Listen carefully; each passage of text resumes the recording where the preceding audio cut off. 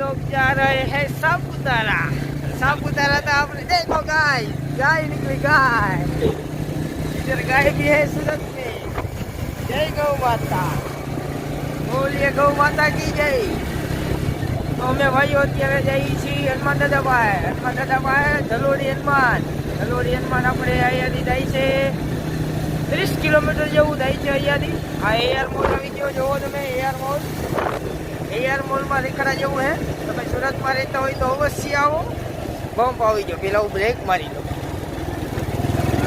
Break પણ લાગી ગઈ ટાઈમે, નકર લાગતી નથી ટાઈમે। અત્યારમાં યોગાવાળા બહુ જાજા નીકળે છે અને જાજી બાયું જ છે, કારણ કે ખાઈ લે ખાતળી એક અને પછી યોગા કરવા જાય।